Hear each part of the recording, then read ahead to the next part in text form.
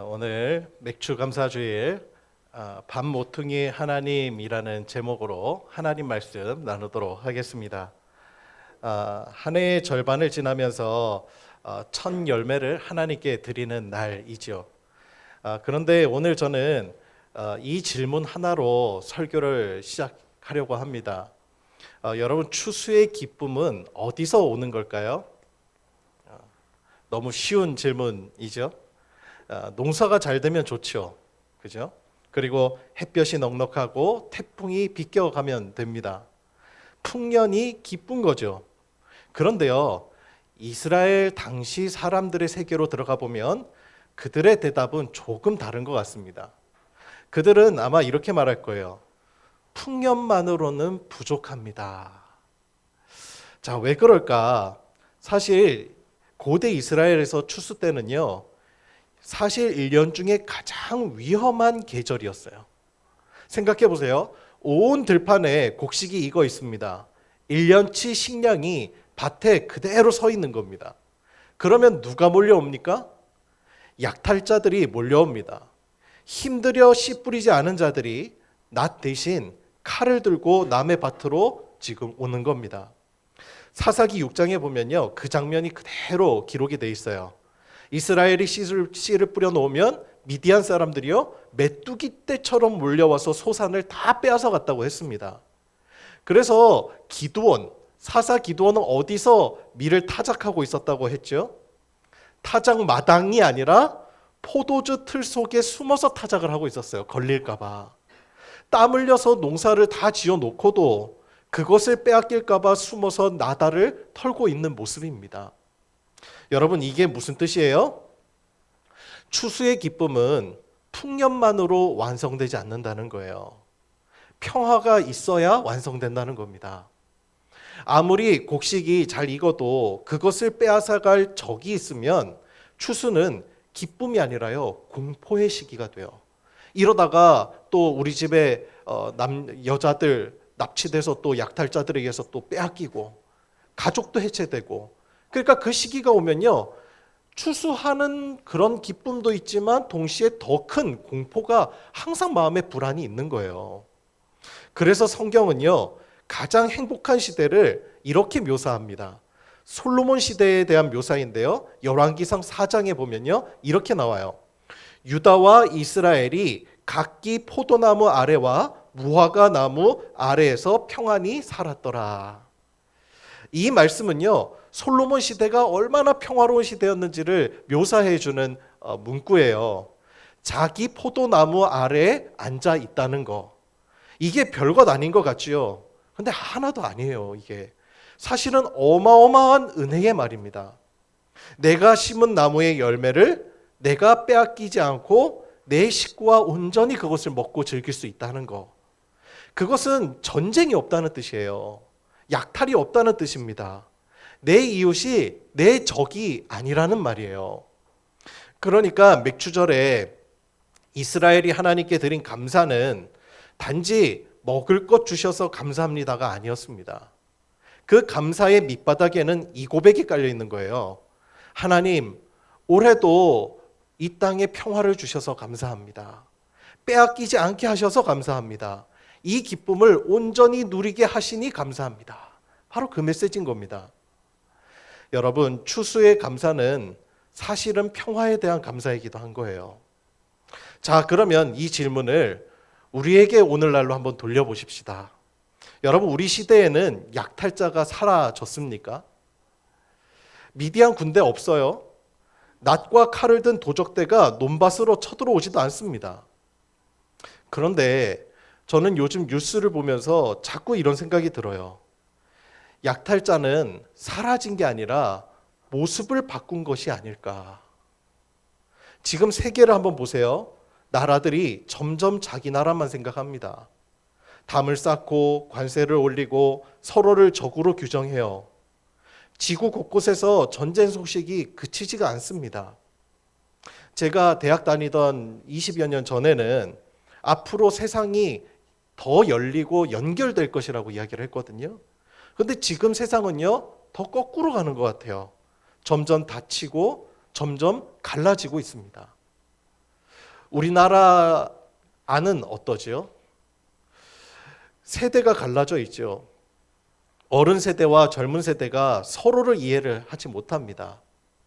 그런데 여러분, 저는 오늘 이 자리에서 어느 한쪽 편을 들려는 게 아니에요. 오히려 그 반대예요. 제가 드리고 싶은 것은 사실 이 어른 세대와 젊은 세대, 이 두 세대가 사실은 대한민국이라고 하는 이름과 국토만 같을 뿐이지, 공유할 뿐이지 서로 다른 나라에서 산 것과 똑같아요. 어른 세대가 젊었을 때는 우리나라가 1년에 10% 이상씩 성장할 때입니다. 경제 성장률이. 물론 그 성장은 공짜가 아니죠. 전쟁의 폐허 속에서 배고픔 견디면서 밤낮 없이 일해서 만든 결과물이었습니다. 그 세대에게는 노력하면 돼라고 하는 말은 결코 거짓말이 아니었습니다. 그분들은 실제로 그것을 살아낸 진실이었어요, 그게. 그런데 지금 젊은 세대가 사는 나라는 어떻죠? 작년 우리나라 경제 성장률이 1%였습니다. 1%. 아무리 이래도요, 이 집값은 저 멀리 달아나 있는 거예요. 젊은 세대에게 노력해도 안 된다라는 말은 엄살이 또 아닙니다. 이들이 실제로 살고 있는 진실이기도 한 거예요. 자, 보세요. 양쪽 다 거짓말하지 않습니다. 그런데 서로를 거짓말쟁이라고 여기는 거예요. 어른들의 진심 어린 조언은 꼰대의 잔소리로 들리고 청년의 절박한 호소는 배부른 불평처럼 느껴집니다. 둘 다 진실을 말하고 있는데 둘 다 상처를 받아요. 이것이 우리 시대의 지금 아픔이라는 거죠. 그러면 젊은 세대 안에서는 또 어떻습니까? 성별로 나뉘어져요, 또. 얼마 전 한 조사를 봤는데 마음이 참 아프더라고요. 20대 남성, 요즘 막 이대남이라고 이렇게 표현도 하는데 20대 남성의 60% 이상이 이 나라에서 남자는 차별받고 있다라고 대답했습니다. 그런데 같은 20대 여성의 76%는 이 나라에서 여자는 차별을 받고 있다라고 대답을 했어요. 그러니까 서로 그렇게 생각을 한다는 거예요. 자, 그러면 그 뿌리가 깊이 들어가면 그 뿌리는 도대체 뭘까? 가치 충돌의 문제입니다. 과거에는 이 가부장적이고 공동체 중심적인 사회였죠, 우리 사회가. 그런데 지금은 개인 중심의 사회로 변화가 되어가고 있죠. 옛날에 이 농경 사회에서는 노동력이 중시되었기 때문에 남자의 역할이 중요하게 여겨졌어요. 그때 당시에 남자가 힘이 더 세다고 우월한 것처럼 여겨지던 시대입니다. 그런 가부장 사회에서 여성이 받은 차별은 뭐 이루 말할 수 없죠. 그런데 곰곰이 생각해 보면요, 남성에게도 가부장 사회는 좋지 못해요. 왜? 남성이 혼자 다 가문과 가정을 다 책임져야 된다고 생각했거든요. 그러니까 그 책임감과 압박감을 혼자 다 짊어지고 산 겁니다. 그러다가 전쟁을 겪고 남자들은 국가와 가족을 지켜야 된다는 생각에 군대에 다 징집이 되죠. 제가 국민학교 다닐 때만 해도요, 그때 국가가 개인에게 이 가치를 부여시켜 줬었던 시대예요. 그래갖고 어렸을 때 저만 해도 항상 우리는 왜 태어났는가? 그 사명이요, 국가와 민족의 중흥을 위한 사명으로 태어났다는 거예요, 우리는. 나라가 가치를 부여해 줬어요. 그래서 애국가 제창하고 국기에 대한 경례하고, 제가 고등학교 때 교련을 훈련받았었던 마지막 세대이기도 하거든요. 근데 그때만 해도요, 저 때만 해도 군대는요, 남자라면 무조건 다 가야 되는 건 줄 알았어요. 그런데 요즘 시대가 완전히 바뀌었죠. 공동체 중심 사회에서 가부장 사회가 점점 이제 해체되어지고 개인 중심 사회로 변화된단 말입니다. 그러니까 요즘 20대 남자 아이들은 질문이 드는 거예요. 왜 남자만 군대 가야 돼? 왜 남자만 나라를 책임져야 돼? 왜 그렇게 희생해야 되는 거야? 라고 하는 마음이 은연중에 드는 거예요. 그런 와중에 뭐 취업할 때 군 가산제 뭐 폐지한다, 이러니까 막 차별을 받는 느낌이 드나 봐요. 근데 실제로 20대 여자들은 어때요? 취업이 어렵습니다. 그리고 실제로 받는 임금의 차이가 여전히 남자보다 떨어지죠. 직급과 이런 데서도 배제되기가 쉽고. 그러니 여성도 실제로 아직까지 남녀가 동등한 위치에서 일을 해 나가기는 참 쉽지 않은 사회 풍토가 있어요. 지금 시대가 많이 바뀌었습니다. 그러면서 이제 이 남자와 여자, 가부장 사회에 대한 차별을 철폐하려고 하는 운동이 사실 페미니즘이죠. 여성 운동. 그건 사실 여성만을 위한 운동은 아니거든요. 남성에게도 중요한 일이기도 해요. 근데 문제가 있어요. 문제는 이런 운동을 하시는 분들 중에 극단적인 분들이 오히려 그 혐오와 적대를 조장해서 자기 자리를 지키고 이익을 보려는 사람들이 항상 있는 거예요. 그로 인해서 두 부분의 골과 갈등이 깊어집니다. 그러니까 서로 바라보기에 내가 차별받고 있지, 네가 무슨 차별을 받고 있니? 아니야, 여전히 우리가 차별을 받고 있어. 여러분 생각해 보세요. 같은 시대에 태어나서 같은 교실에 앉아 있고 같은 지하철을 타고 다니는 청년들이 서로 완전히 다른 현실을 살고 있다는 거예요. 그러고 양쪽 모두 내가 아프다고 말하는 겁니다. 그래서 서로요, 남자와 여자가 어느 순간부터 혐오의 대상이 돼버린 거예요. 여러분, 저는 오늘 누가 옳은지 판단하려고 선 게 아니에요. 그건 제 몫이 아닙니다. 다만 목사로서 이것 하나는 분명히 말씀드릴 수가 있어요. 지금 이 나라에 아프지 않은 청년은 없다는 거예요. 청년만이 아닙니다. 지역이 갈라지고 진영이 갈라지고 가진 자와 못 가진 자가 갈라졌어요. 인터넷을 열면 서로를 향한 조롱과 혐오가 넘칩니다. 분명 미디안 군대는 없는데 우리는 서로의 기쁨을 약탈하며 살아갑니다. 서로의 존엄을 약탈하며 살아가요.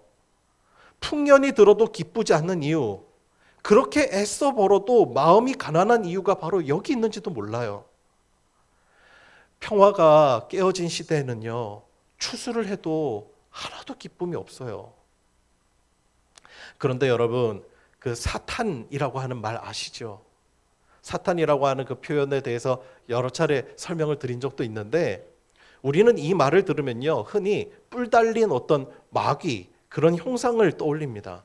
근데 실제로 히브리어에서 사탄은요, 원래 평범한 보통 명사예요. 뜻이 뭐냐면 대적하는 자입니다. 맞서는 자, 갈라서게 하는 자, 고발하는 자. 그래서 성경에 보면요, 이 말을 사람에게도 써요. 사무엘상 29장을 보면 블레셋 장군이 다윗을 두고도 이렇게 이야기합니다.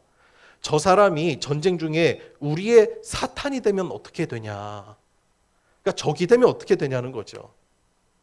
여러분, 이게 무슨 뜻이에요? 사탄은 저 멀리에 있는 괴물의 이름이기 이전에 하나의 방향이라는 거예요. 방향성. 적대를 만드는 방향. 사람과 사람 사이를 갈라놓는 방향.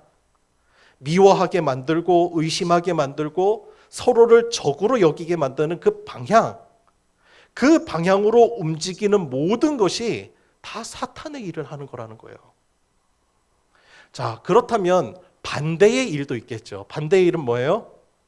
창세기 1장이 우리에게 가르쳐줘요. 하나님이 사람을 하나님의 형상으로 지으셨대요. 하나님이 지으신 거예요. 하나님은 어떤 분이세요? 갈라져 있는 것을 잇는 분입니다. 이어주시는 분이에요.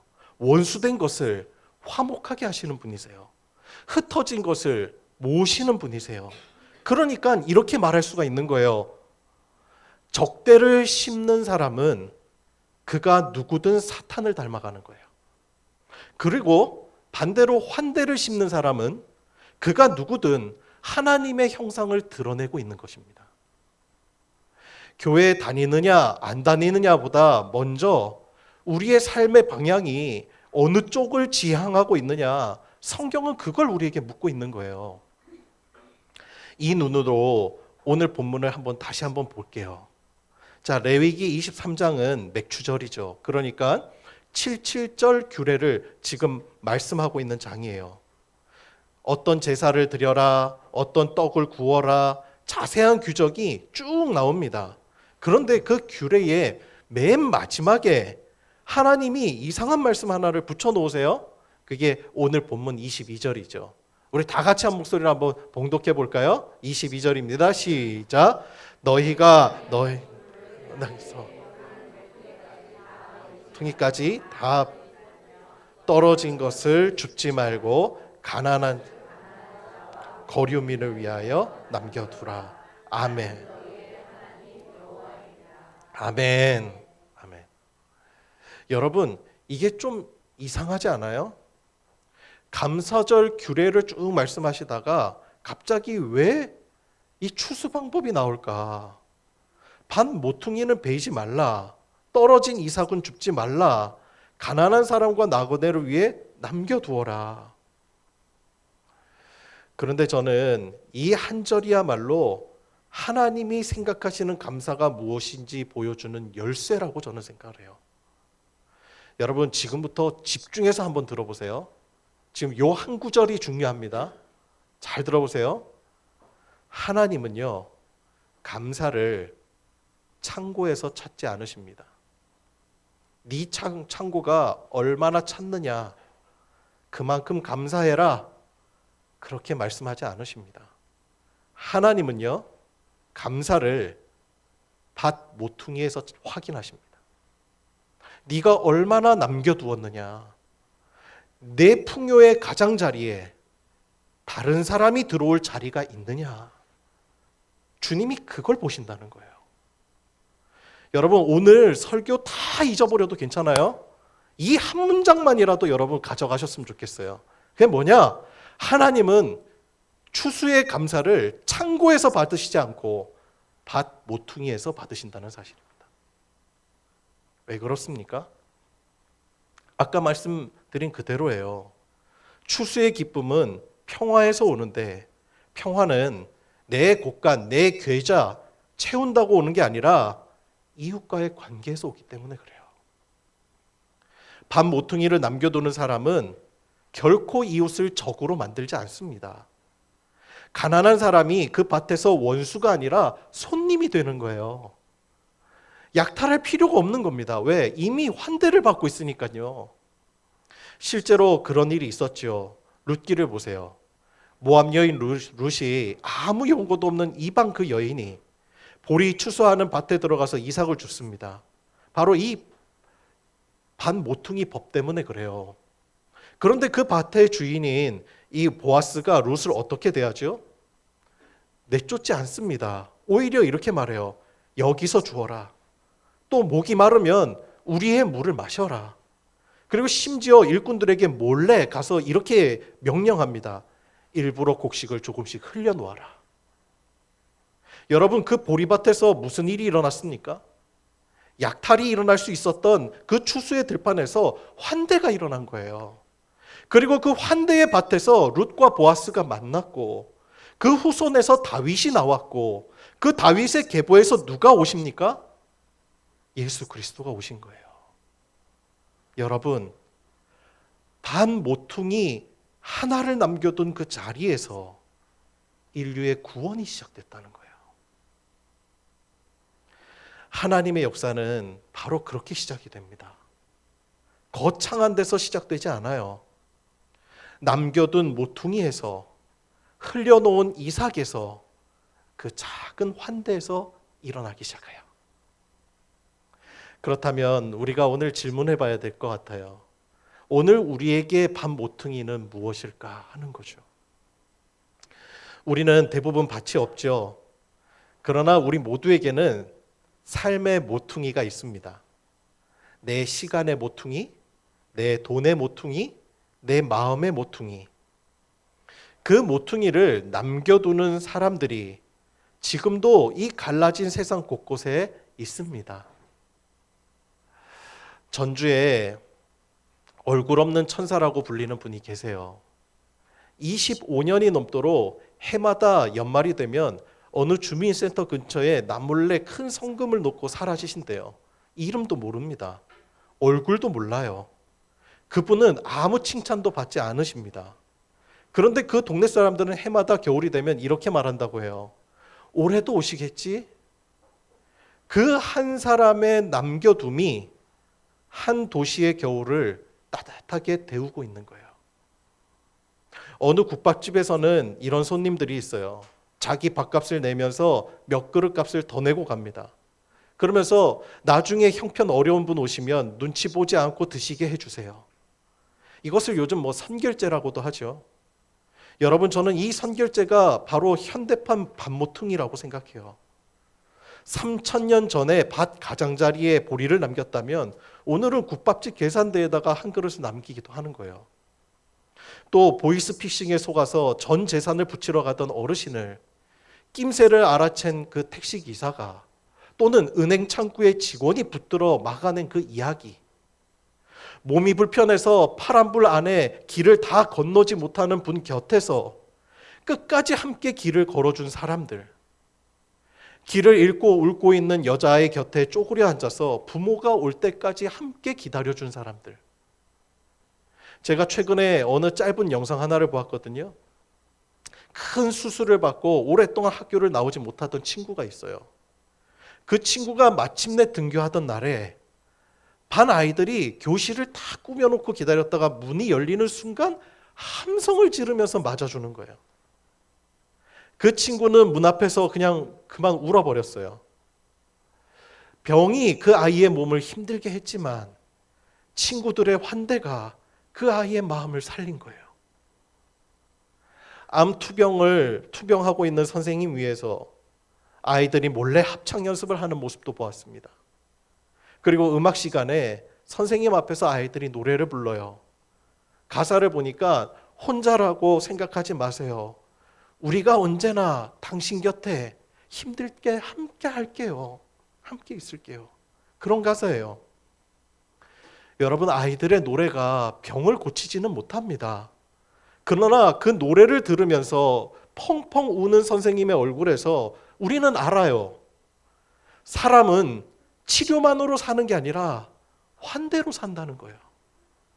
누군가가 받아들여 주는 거, 누군가가 나를 품어주는 거, 내가 너의 기둥이 되어줄게. 여러분, 이 장면들 속에서 무엇이 보이세요?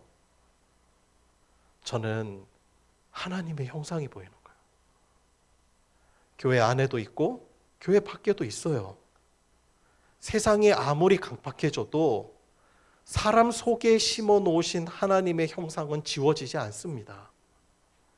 갈라진 세상 한복판에서 여전히 누군가는 목퉁이를 남기고 이삭을 흘려놓고 또 손을 내밀고 있어요. 미국에 프레드 로저스라고 하는 분이 있습니다. 수십 년 동안 어린이 방송을 진행했던 장로교 목사님이시기도 해요. 이분이 어릴 때 뉴스에서 무서운 재난 소식이 들릴 때마다 그때마다 어머니가 그분에게 이렇게 말씀해 주셨대요. 얘야, 뉴스를 보면서 무서운 장면 때문에 두려워하지 말고 저 어려운 재난 현장에서 그 어려운 이들을 돕는 사람을 한번 찾아보렴. 잘 봐라, 언제나 돕는 사람들이 있단다. 여러분, 세상이 어둡게만 보이는 것은 어쩌면 악한 사람이 많아서가 아니라 우리가 돕는 사람을 보는 눈을 잃어버렸기 때문인지도 몰라요. 뉴스는 갈등을 보여주고 화면은 혐오를 비춥니다. 그러나 화면 밖 세상에는요, 오늘도 수많은 사람들이 말없이 자신의 밥 모퉁이를 남기고 가요. 이 갈등과 혐오가 많은 이 세상, 뉴스를 틀면 지구가 벌써 무너져도 빠개져도 한참 무너졌어야 될 이 지구가 지금까지도 이렇게 유지되고 있는 이유가 뭐냐는 거예요. 보이지 않는 곳에서 하나님의 형상을 닮은 사람들이 하나님의 성품을 품고 자기의 삶을 살아가고 있기 때문에 그래요. 여러분, 크고 거창한 것이 세상을 바꾸는 게 아니에요. 나중에 내가 더 높은 자리에 올라가서 그래서 세상을 바꾸는 어떤 능력 있는 능력자가 되겠다. 그리고 그런 사람들이 강단에 올라서서 간증도 많이 했었던 역사가 있죠. 근데 아니에요. 그런 사람들이 바꾸는 게 아니에요. 오늘 내 삶의 자리에서 그냥 누군가를 위해서 물 한 잔 떠다 주는 것. 만물을, 생태를 가볍게 보지 않고 함께 공존할 존재로 바라보는 것. 그래서 길가에 가다가 비 맞고 있는 강아지를 봐도 긍휼함을 느낄 수 있는 거. 그게 하나님께서 우리의 마음에 심겨주신 생명에 대한 감수성이에요. 하나님의 형상이란 말입니다. 동고동락이라는 말이 있죠. 함께 아파하고 함께 기뻐한다는 거예요. 과거에 슬기로운 의사생활이라고 하는 드라마가 있었어요. 아이를 간절히 기다리던 산모가 있었습니다. 그녀는 이미 여러 차례 유산을 경험한 뒤였어요. 다행히 아이는 산모배에서 잘 자라주었습니다. 그런데 막달이 되어서 이제 검진을 갔는데 검사를 하던 의사의 표정이 어두워져요. 아이가 안 움직여요. 뱃속에서 사산이 돼버리고 만 거죠. 곧이어 화면은 예약된 환자들로 가득 찬 그 병원 대기실을 비추게 됩니다. 대기 환자가 많고요. 기다리는 시간이 늘자 보호자들은 왜 이렇게 진료가 늦어지냐며 재촉을 해요. 그런데 잠시 후에 진료실에서 산모의 통곡 소리가 복도로 울립니다. 그 시끌벅적하던 대기실이 순간 고요해져요. 그리고는 그 통곡 소리를 듣는 산모들의 눈에는요, 눈물들이 다 고이기 시작합니다. 그 순간 누구도 재촉하지 않아요. 진료실의 산모가 통곡하며 그 마음이 안정될 때까지 그 시간을 충분히 기다려줍니다. 다들. 이것이 바로 공명이에요. 공명. 그 공간에 있던 모든 산모들의 마음에 같은 산모의 울음소리가 공명이 되어 울린 거예요. 그 순간 침묵으로 그 아픔에 위로를 건네요. 이제 나의 관심은 나의 권리보다는 타인의 아픔으로 옮겨간 거예요. 우리는 때로 돈이나 권리보다 더 소중한 가치를 느낄 때가 있습니다. 그 순간에 우리는 하나님의 형상으로서의 흔적을 발견하게 돼요. 선지자 미가야는요, 언젠가 다가올 하나님 나라를 이렇게 표현을 합니다. 잘 들어보세요. 무리가 그 칼을 쳐서 보습을 만들고 그 창을 쳐서 낫을 만들 것이며 다시는 전쟁을 연습하지 아니하고 각 사람이 자기 포도나무 아래와 자기 무화과 나무 아래에 앉을 것이라. 그들을 두렵게 할 자가 없으리니. 아멘. 여러분, 칼이 보습이 된대요. 창이 낫이 된대요. 사람을 죽이고 해치던 그 무기가 사람을 먹이는 농기구가 되었대요. 적대의 도구가 환대의 도구로 바뀌는 것, 이것이 하나님이 꿈꾸시는 세상이고 이것이 바로 완성된 맥추절의 풍경이라는 거예요. 여러분, 그날은 언제 오는 거죠? 하늘에서 뚝 떨어지는 게 아니에요. 그날은 점점 스며드는 겁니다. 밥 모퉁이를 남기는 사람을 통해서, 국밥 한 그릇 미리 계산하는 손님 통해서, 우는 아이 곁에 쪼그려 앉은 어른을 통해서, 병상의 선생님 앞에서 노래하는 어린 아이들을 통해서 하나님의 마음을 품은 사람들의 그 작은 환대를 타고 그 나라는 오늘도 조금씩 이 땅에 도래하고 있는 거예요. 여러분, 올해 이 맥주 감사 주일에 우리의 감사가 한 뼘 더 깊어지기를 소망합니다. 먹고 살게 해주셔서 감사합니다 해서 멈추지 마시기 바랍니다. 지켜주셔서, 또 화평을 누리게 해주셔서, 또 나를 평화의 도구로 삼아주셔서, 또한 내 마음에 밥 모퉁이를 남겨둘 수 있는 그 선한 의지와 마음을 주님이 부어주셔서 그래서 감사합니다. 주변에 울고 있는 사람을 풍경으로 대하지 않고 그들을 내 마음에 그리스도의 마음으로 품을 수 있는 주님의 성품을 부어주신 것, 그것을 확인하는 그 순간 우리는 뭘 느껴요? 내가 하나님께 속한 사람이구나를 느끼는 거예요. 내가 하나님의 사람이라는 것을 주님이 알게 하시는 거잖아요. 그러니 그것만큼 감사한 게 어디 있어요. 그러니까 여러분, 다른 데서 구원의 확신 찾지 마세요.